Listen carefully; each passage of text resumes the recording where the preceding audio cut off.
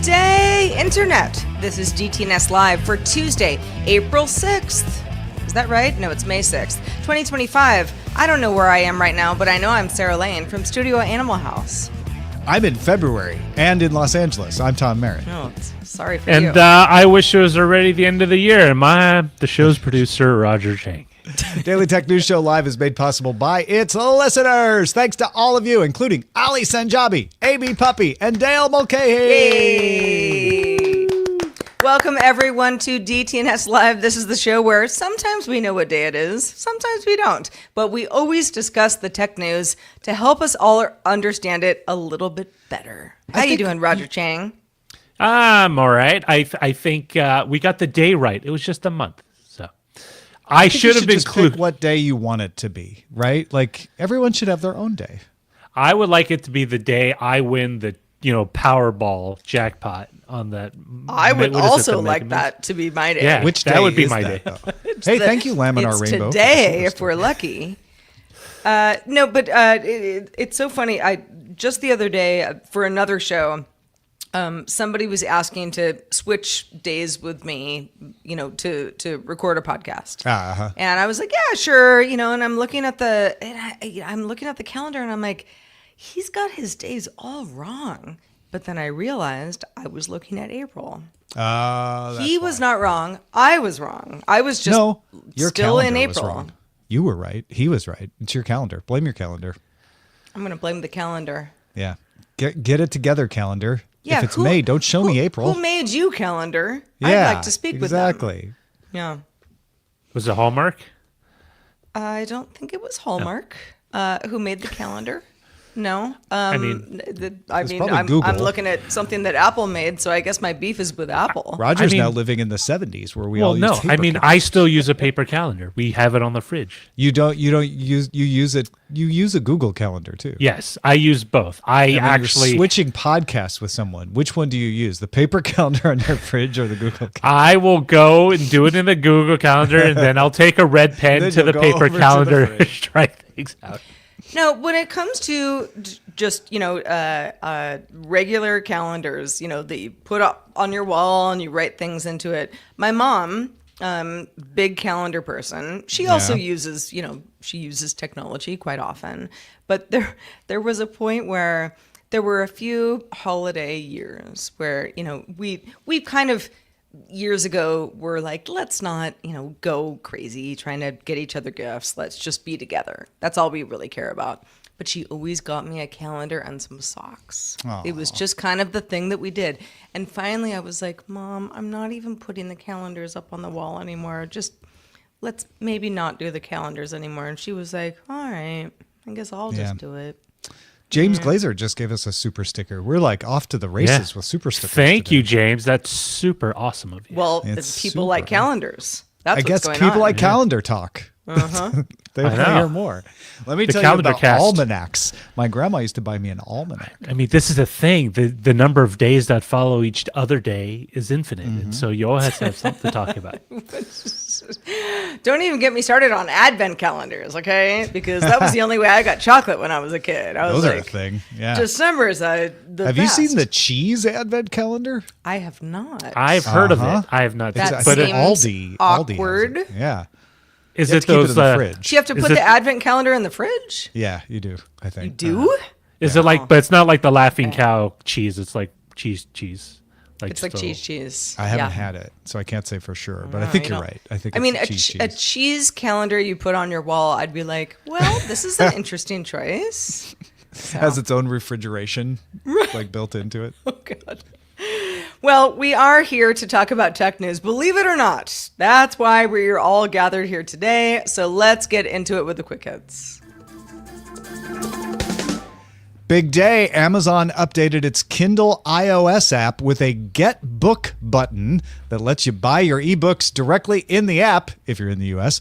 This follows Apple's recent App Store rule changes stemming from the Epic Games lawsuit, which now allow alternate payment links.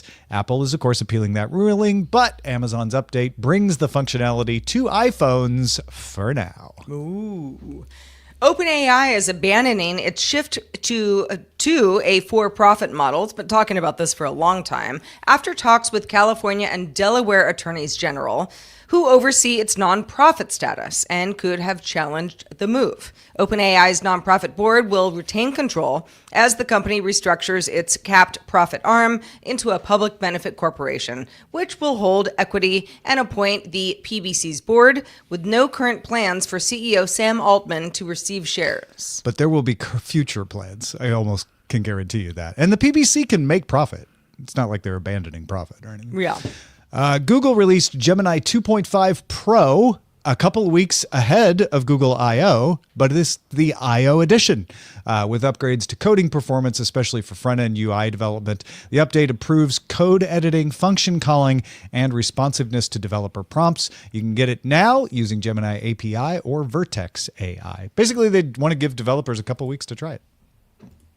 Microsoft announced a new, more compact 13-inch Surface laptop for $899, similar in design to the larger Surface Laptop 7, as an ARM-powered device featuring a Qualcomm Snapdragon 8X Plus, my goodness gracious, 8-core processor. Hope you got all that information. 16 gigs of RAM and 256 gigs of storage. There's also a $999 model with 512 gigs. Xbox games are dominating PlayStation's April download charts in both Europe and North America. Top titles included Minecraft, The Oblivion Remaster, Forza Horizon 5, with Indiana Jones and Call of Duty Black Ops 6 also getting numbers. Xbox just announced a Gears of War remaster for PS5 and Doom: The Dark Ages. I bet Scott Johnson is going to have some thoughts about this tomorrow. I'm just making a little bet about that. Some U.S. data center operators are warning that the U.S. administration's crackdown on renewable energy, be it paused federal loans, canceled wind projects, and halted development on federal land, could threaten AI growth by creating energy shortages and raising costs.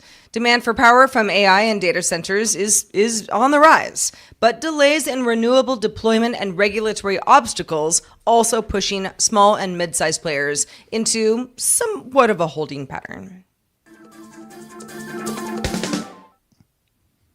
DoorDash announced a few things, along with its latest earnings, announced that it's acquiring UK-based Deliveroo in a £2.9 billion all-cash deal. Both companies say that the acquisition faces minimal regulatory hurdles because of non-overlapping markets. So they're kind of like, you know what? Pretty much a done deal, unless something else happens. But DoorDash also said Tuesday it plans to acquire hospitality tech firm SevenRooms, a move that DoorDash called a major expansion of its commerce platform. SevenRooms, if you're not familiar, was founded in 2011. It's been around for a while. Offers CRM integrated tools to restaurants, hotels, for things like marketing, operations, and an overall guest experience. DoorDash says the acquisition will help local merchants build direct relationships with customers and boost profitability. The deal is expected to close in the second half of this year. Yeah, the thing that made me understand this story was seeing that SevenRooms is best known for its reservations software for restaurants. I know on its website it says more than just reservations, because they would like to sell you all that CRM stuff beyond just the reservations. But it feels like that's its fundamental, and that makes sense for DoorDash to buy. DoorDash wants to have another hedge against declines in delivery. So if they can be providing restaurants with reservations to not only bring food to people, but bring people to the food, that's both ends of the supply chain there, right? So that kind of makes sense for DoorDash to want to do that. And then when you combine that with Deliveroo, where you're going to have a new circle of restaurants in the UK to have relationships with, maybe you can get SevenRooms software in there as well. And all makes sense. Yeah, I mean, and going back to the SevenRooms thing, because I was kind of scratching my head at this one this morning, Tom, when I was looking into it. It's like, all right, if I go to a particular hotel that SevenRooms, maybe I book through SevenRooms, and I'm ready for some in-room service, and DoorDash is part of that experience, and it's all in the same app.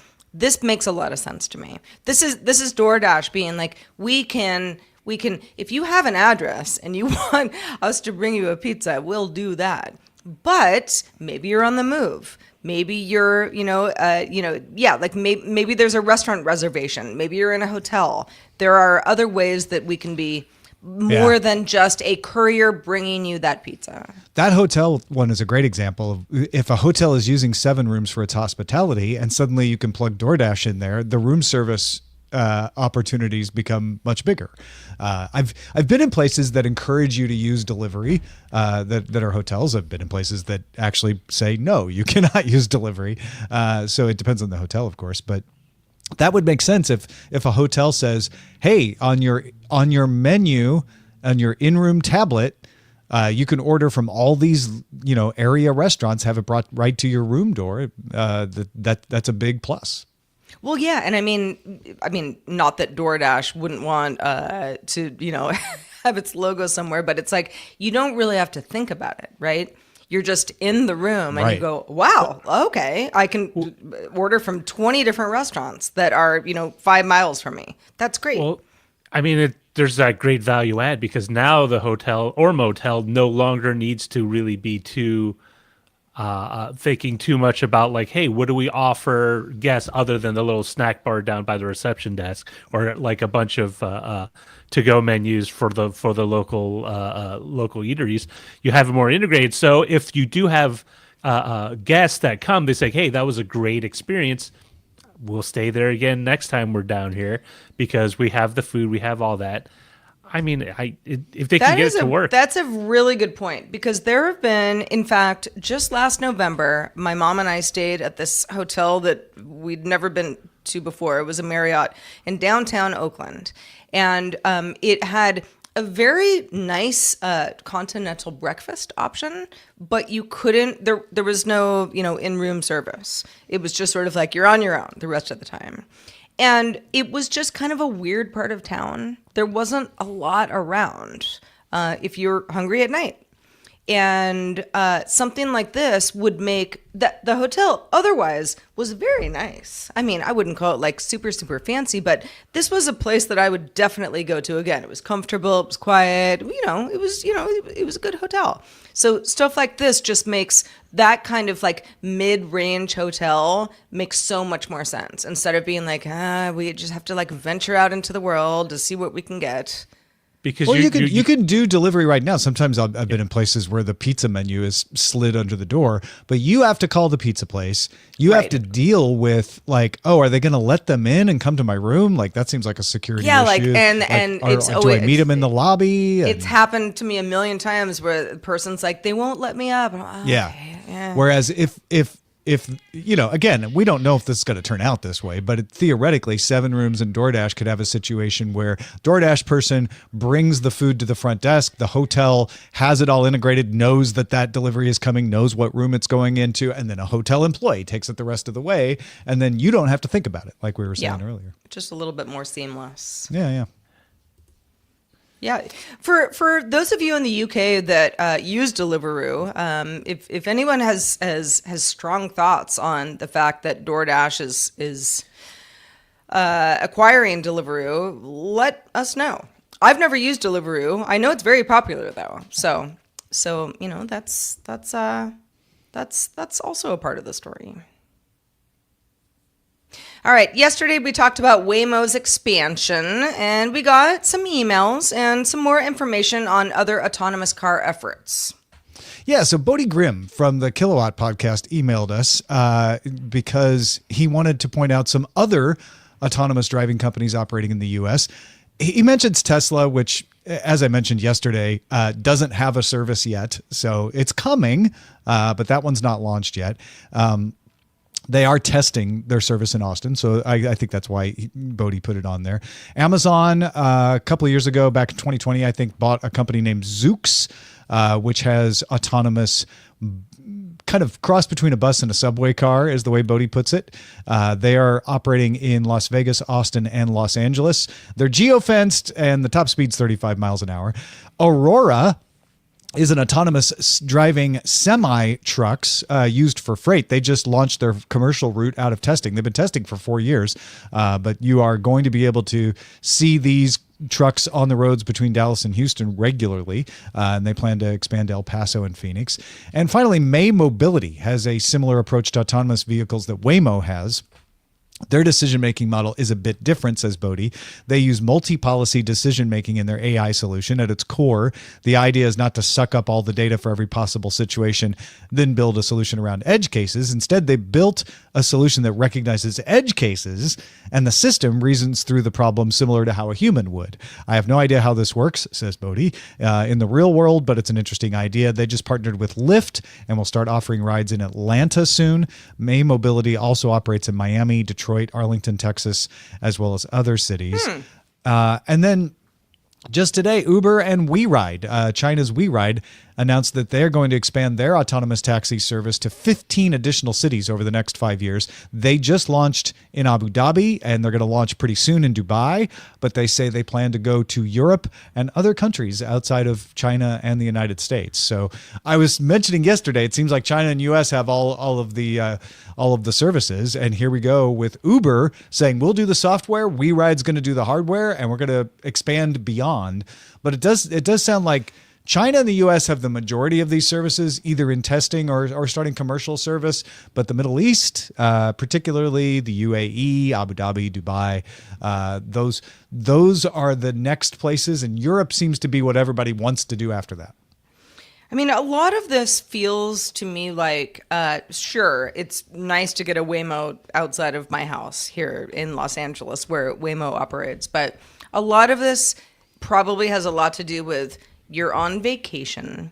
You don't want to drive, like get in a taxi cab. Sure. If that's a possibility, that's an option, or maybe you walk or whatever. But the autonomous vehicles in particular markets, in Texas, it's just sort of a driving state. So that also makes sense. But in places where the cars can just sort of be part of the culture, I think that makes a lot of sense. And I mean, if you think about it, like the Middle East has sort of worked very hard to sort of be an international hub for flights across the globe. So you would connect through through the Emirates or whatever, because it's in that halfway point. And having much like our previous discussion, having that sort of amenity where you can have not just cabs, but something a little fresher that sort of attracts people, so they no longer just become a way station, but also becomes a destination. Oh, I think Abu Dhabi is a destination already. Like I don't see them as just a connecting airport anymore. Although they are that. You're absolutely right. Like, no, people go to Abu Dhabi, for vacation, and Dubai as well. That is very much a destination to be like at the top of the tallest hotel in the world type thing. Yeah. Yeah, and I think what those cities and the countries they're in want to do is say, we are at the cutting edge of technology, right? So keep coming here, because when you do, it's you're gonna fly in an autonomous helicopter. You're gonna have a driverless car. Like we are the cutting edge of technology in ways that other places on the planet aren't. 10 years ago, if I would have gone to Abu Dhabi, which I've never been, but it was like driverless car. Oh my gosh, we live in the future. That's a fun trip for a lot of folks. I mean, it's just a part of a fun trip, right? And I don't even think it's just tourists. I mean, it's also going to be in a driverless car the whole time. I think a lot of these expansions, especially in Europe, are pointing out like, hey, there's times when there is a train and there is a bus, but maybe it'd be a little faster and a little cheaper if you had a car take you. And now it can take you faster. It can be around more. We don't have to pay. We don't have to scrounge around to find drivers. I imagine they're going to run into taxi issues, as they always do. But this is an interesting business plan for Uber, where they're partnering with They're partnering with Waymo. They're partnering with WeRide. They're partnering with May Mobility that Bodie mentioned, and AvRide and Pony AI and Momenta. They're like, we'll coordinate those cars and get them to people so that they want to take the car versus another form of transportation. Well, and there's something about the autonomous ride situation that it almost feels like public transportation, because it's like you don't have like a back and forth with somebody who's playing their own music on the radio, and not that that's a problem. It almost has never been a problem with me in Ubers or Lyfts over the years, but there is also and Uber has done this in certain markets as like a marketing ploy I mean, you could be on the subway, you could be on the metro, you could be, underground in a variety of cities, but then you miss the city. Don't you want to be in the back of our car? And that is actually pretty powerful. When I'm somewhere for, I don't know, more than a day, I'm like, let's do the subway. It's just way easier. But not everybody likes the metro experience. They want to see the city. They want to be in this place that they maybe haven't been before, or just love looking at. And they want to go to their specific hotel or lodging area that may not be a very convenient distance from front the door, metro, rather than a couple blocks away from the metro. Hauling your luggage up the I think there's a future for human-driven car service where you want to talk to someone, or maybe even just like it's an autonomous car, but it has a local sitting there. You know what that is? It's gonna be the tour guide taxi, right? It's like the person who drives you while also telling you a little bit about the history as you pass like a construction site or a castle, or talk to you about local politics or just whatever, right? Like unlike because a tour guide makes it sound like, well, I don't want that. I don't want some spiel, right? I just want to chat with somebody. Some people like that. There's also like, I don't know, last time you guys have been to New York, and I know other taxis have the same thing, but it's like, they have the TVs in the back, and I just always am just like, shut off TV, because it's mostly just stupid stuff, advertisements or local business stuff, but it's loud, and by the time I get into a taxi, I'm like, I just want to get where I want to be. But if you had sort of like hi, my name is Frank and I'm your AI for this trip. Would you like to know anything about the, beautiful church to our right? And you could, I don't know, maybe even choose different AI models to be part of your experience. Or that would be interesting. I think people will want humans. The one that where I was going was like the reason you want a handcrafted chair. Like there'll be a bespoke service where like you get to talk to an actual human instead of being alone. But I think you're right. There'll also be that where the chatbot might know enough about you because you booked it through Uber to be like, oh, I know you were in Japan last week. Like, hey, Sarah, how was your trip? Yeah. Oh my gosh. Which could be, I mean, that is, a little creepy. People could be like creepy, yes. But also, if that's what you want, and you just want something to be sort of like, I think that they'll know me and kind of know, the kind of restaurant that I would like to maybe pick something up from.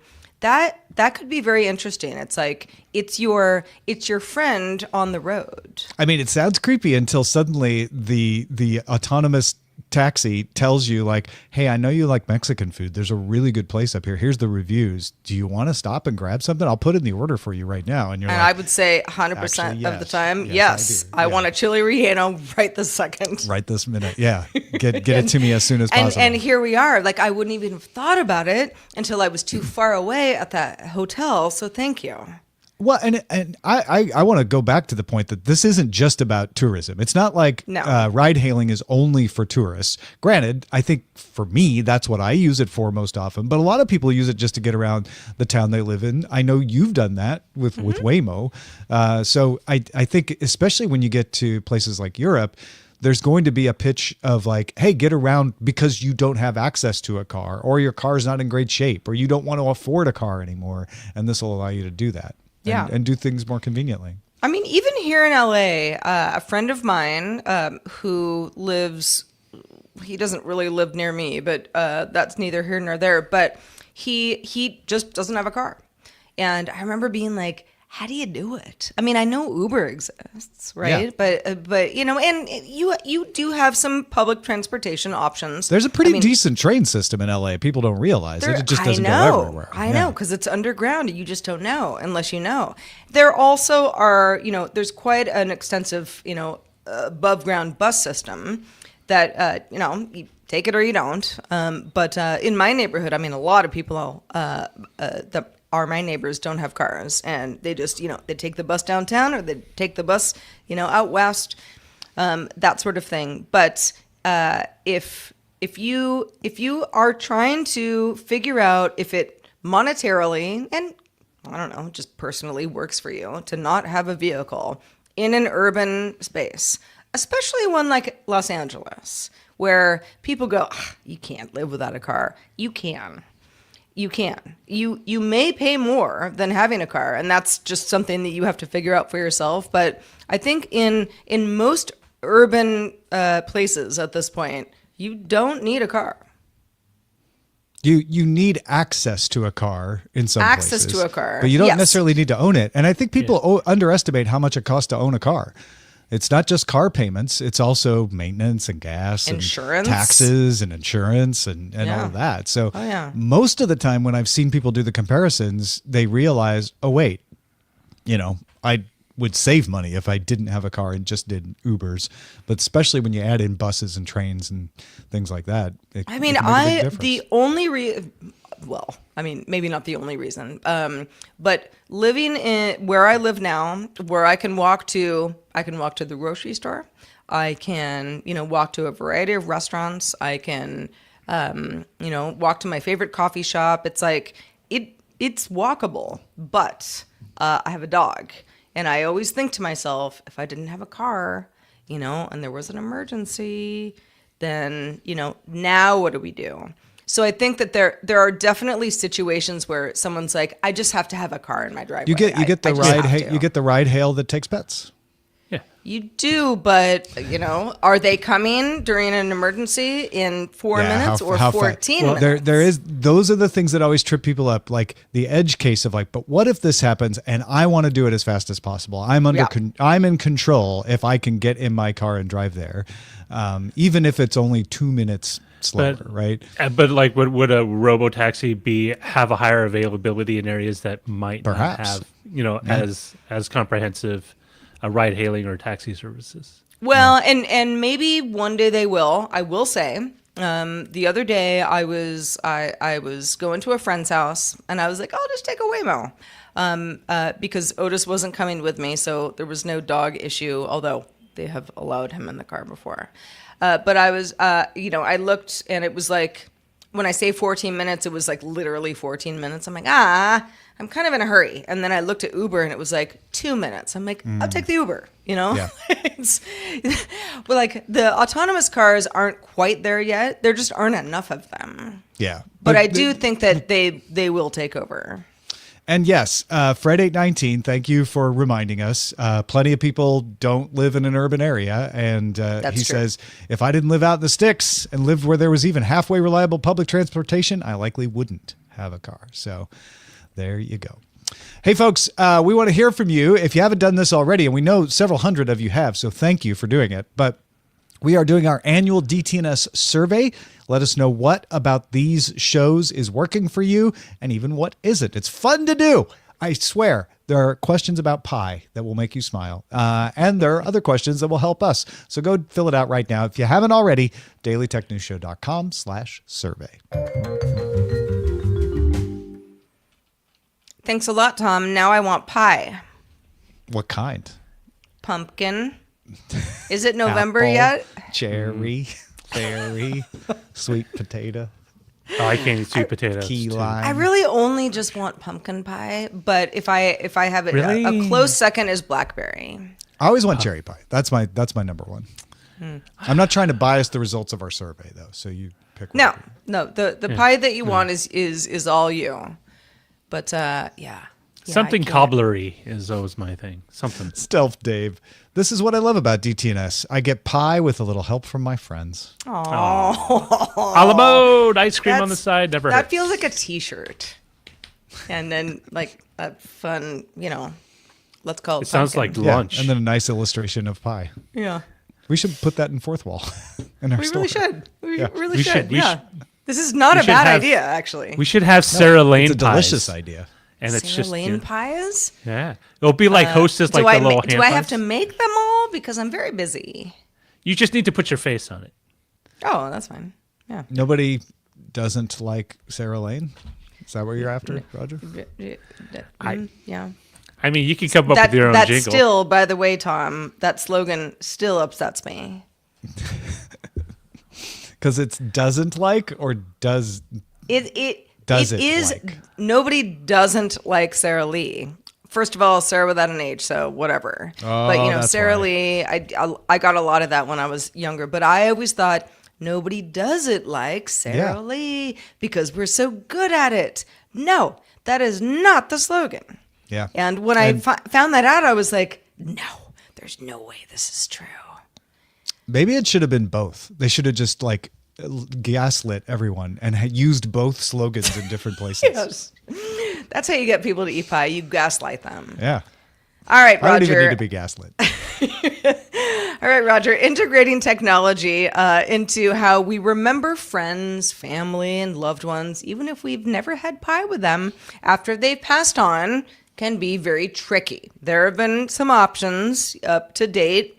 Companies are always trying this out, but there's a new project that's trying to use technology to evoke a sense of connection with the deceased. Tell us more. Yeah, so the project is called Teleabsence, and it's headed by MIT's Media Lab's Tangible Media Group.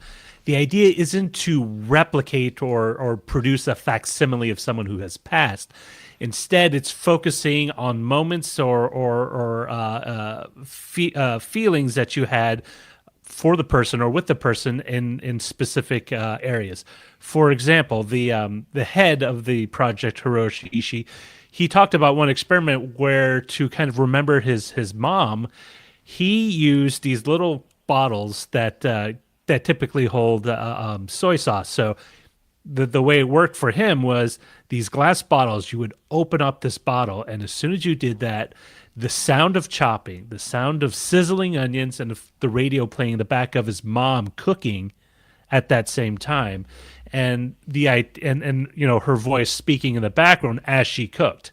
And so the idea is that you have these moments in time that are both ephemeral but also tangible. They touch out at you. So there wasn't even like a picture of her. It was just No. sounds and smells and voices. And That's tangible cool. things that still exist. Yeah, and so this is sort of based on kind of 5 pillars of thought with the teleabsence project. One is the illusion of communication. That means not necessarily I'm having a conversation with a chatbot that's trying to imitate my grandfather, but rather it's remembering like, oh, remember that time I was talking to Dad about the lawnmower or like, buying my first car, that sort of thing. And the idea is that, you metaphorically are talking to them again, if not literally. It's like when you visit a grave and you talk to that person. Yeah. Even Or- though they're not responding. Or you Or even, I don't know, this happens to me with Apple Photos here and there. Apple Photos is like, remember that trip you took to Japan back in 2011? Where I'm like, yeah. All right, let's watch it.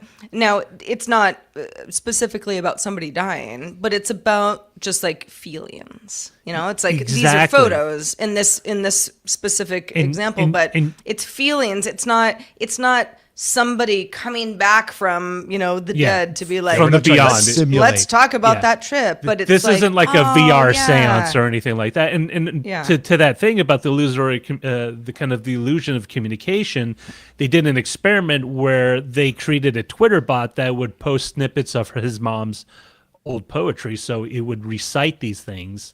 But not all at the same time. But like every once in a while, it would come up. So it would be a bit of prose from them. So it felt there was a connection, but there isn't, necessarily a dialogue that's happening.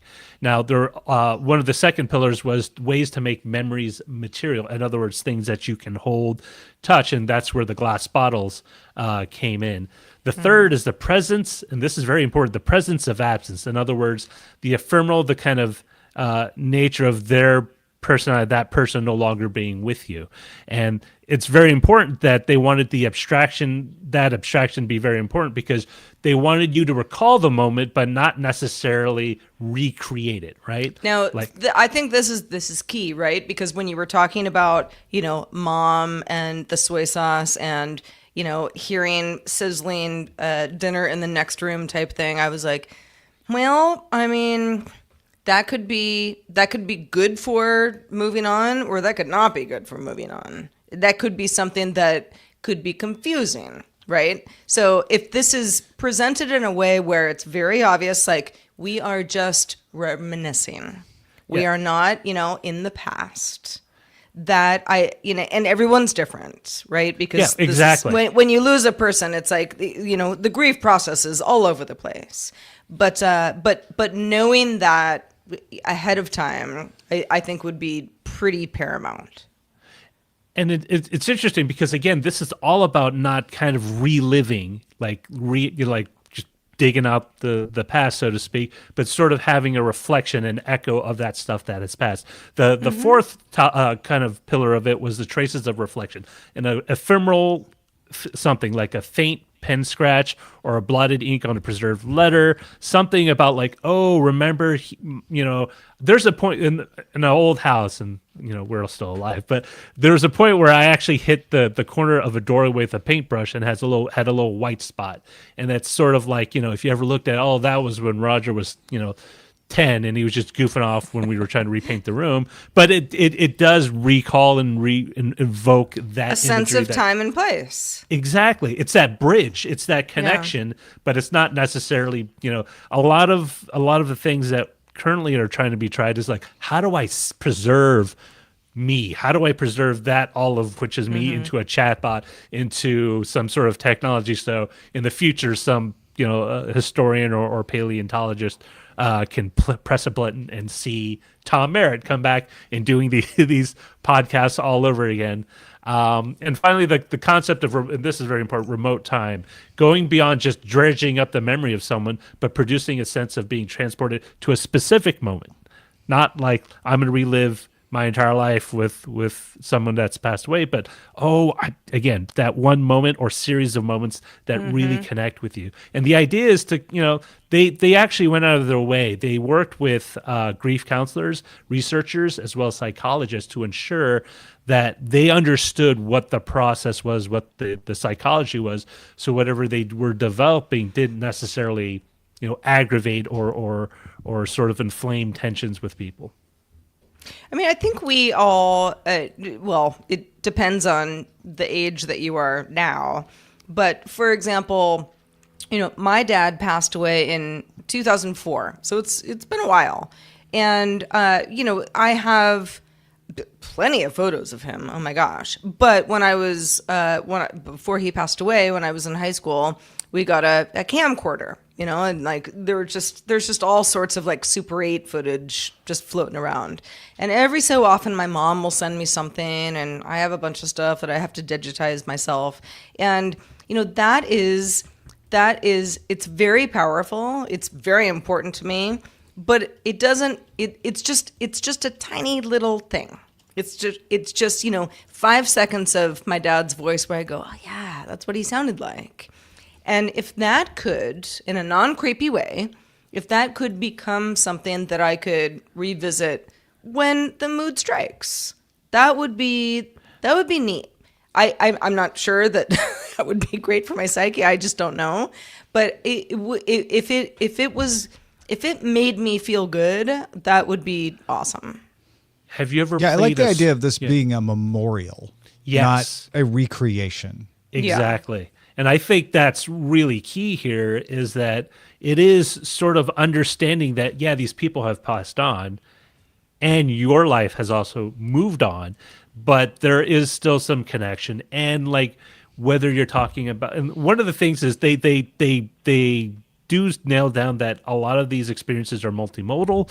Unfortunately, the technology isn't there to allow them to do other senses out of visual and audio, right? Like smell and touch, although they would like to move forward with touch.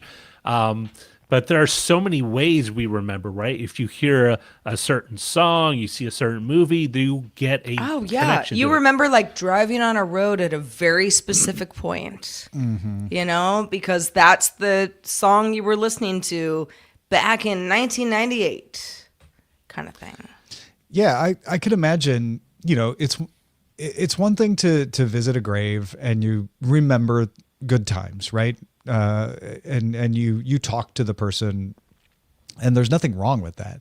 But imagine if you had the option, if you want it, not everybody's going to want it, to be like, I want to hear that, my grandma cooking, right? And the sounds and maybe someday smells, but even without that, that would be cool. That would really sort of enrich that experience. And it's not as creepy as like, and now there's a chat bot and you can talk to grandma. Like it doesn't have to go that far necessarily to be impactful. And in fact, I think it's a different thing altogether than that. I think what a lot of people's brains go to is like, grandma's dead. We should not be talking to grandma. That's weird. But if there were, let's say, I don't know, in this utopian version of this project, I was like, oh, I miss my dad. It's Father's Day. And I was even able to talk to a chatbot that had enough information about him and me that it was like, something that was supposed to be kind rather than confusing to me. I might do that. I think that actually might be great. I don't know if this is a Pandora's box that should never be opened, but I would be willing to give it a try. And I think this is one of the more thoughtful uses of the technology that doesn't seem so abrupt. I don't want to use glib, but it's just where people are like, well, how do we make things permanent? Like how do we can make data permanent? We can digitize old movies and we can have them forever. Why can't we do the same thing with people? Right? We try to. We've talked about efforts by people like, I want to make sure that my artistic flair, my artistic sensibilities live beyond. And, that's cool and all, but at some point we also recognize that, things change, things move on, things progress. Yeah. I really liked the, what was it called? The mirror fugue. Oh, the mirror fugue. That is a great, that was one of the assistants, students that were working on the project. And what they created was a piano that essentially plays the music of passed on pianists, but as they play, you see a reflection of them, not like a hyper real one, but like one made in one that's sort of just located right on the part of the piano where you put the sheet music as it plays, so you kind of get a sense of who they are, but that it's them playing. Yeah. Even though it's very obvious that they're not. Right. Yeah. It's not meant to pretend like they're there, but you get that presence from them. I think that's a great term. Like having that presence. Yeah. Is something that, even though they call it teleabsence. Well, and the idea is that we're noting and we're marking. We're not trying to pretend them. they're not absent, right? Exactly. We're not trying to fill the absence. I think that's the key. Yeah, that makes sense. Well, we're gonna bet that some of you have thoughts on this, and if you do, send it our way. feedback@dailytechnewsshow.com. Speaking of feedback, let's check out the mailbag. Caleb was among many people who dropped us a note about our discussion of Google's 100 Zeros movie and TV production unit. He said, Tom sort of brushed aside the significance of the name 100 Zeros, yet it is semi-significant as a Google, or Google, G-O-G-O-G-G-O-L, is a one with 100 zeros. Not earth-shattering, but a nice little nod to who makes the production.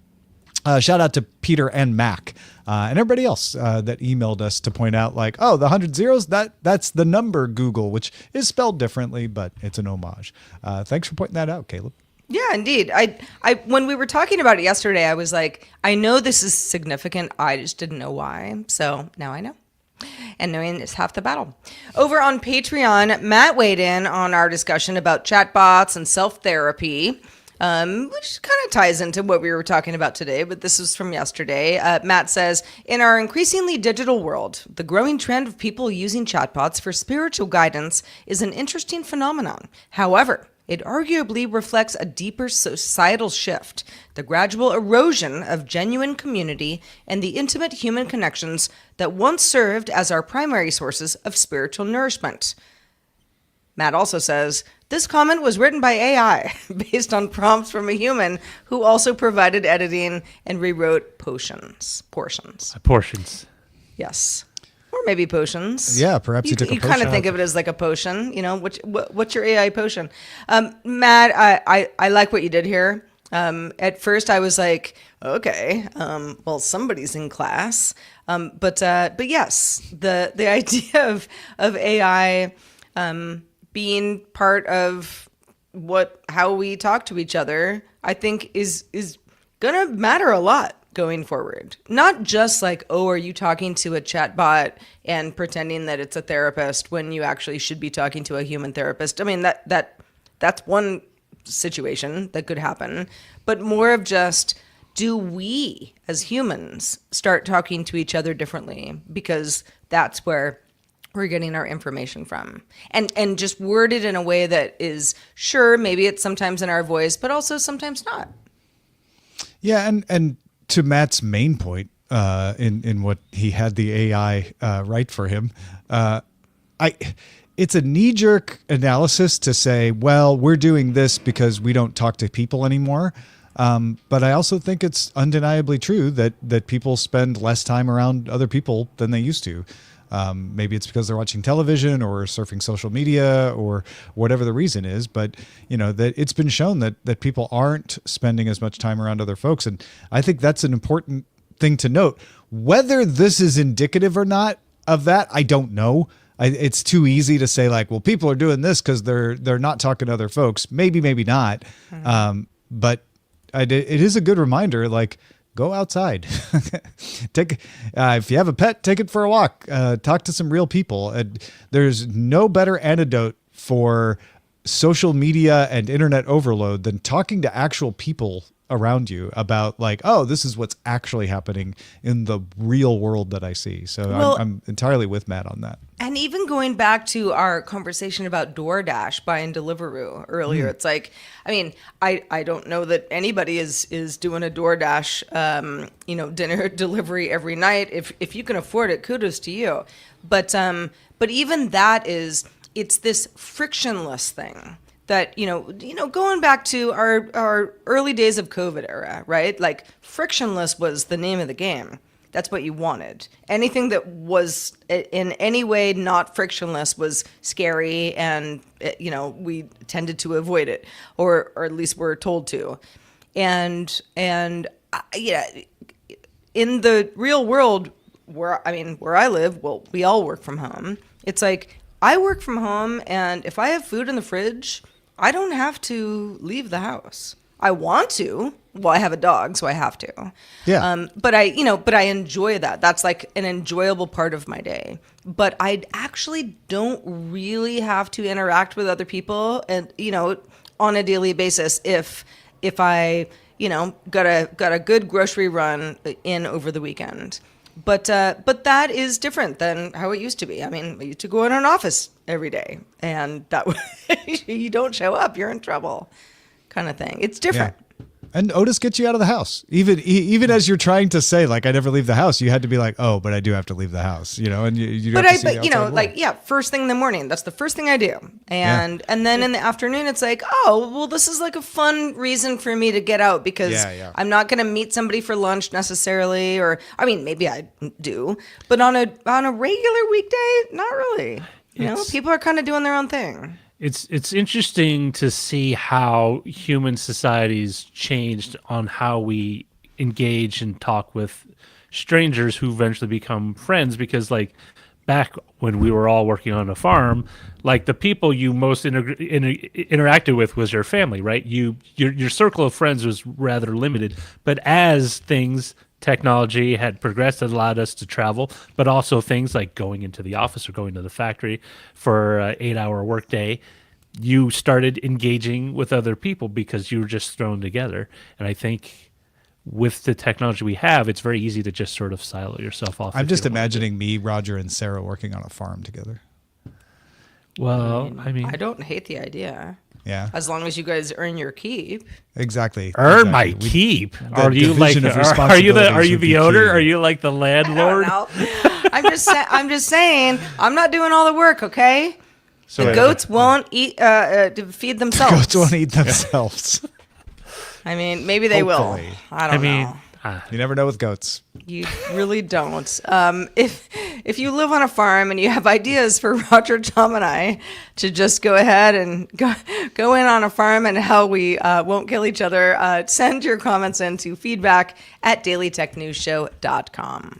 One of the fun things you can do if you watch live, you can watch live every day at 4 p.m. Eastern time, is pick the titles. GPEG84 had to skate, I saw. I said goodbye, although they are still submitting titles, so I don't think they left yet. A show about calendars is the top vote getter from GPEG84. That's funny. We also have Pizza as Ceviche from G. James B. and Ghost IP Protocol from Batfink 2001. DoorDash now delivers reservations from Larry in Atlanta. That's a good one. Dubai versus Dubuque from Friday. The classic matchup. Fight. Old Man Chang had a farm from Batfink. Where are my eggs right now? Letting AI remember people forever. Rewriting potions. That's a good one. We Can Remember You Wholesale. Nice Philip K. Dick reference, G. James B. What did we go with, Sarah? Well, Tom, I'm glad you asked. We went with GPEG84's The Remembering Protocol. Oh, very nice. Thank you, GPEG84. Always good with the titles, that one.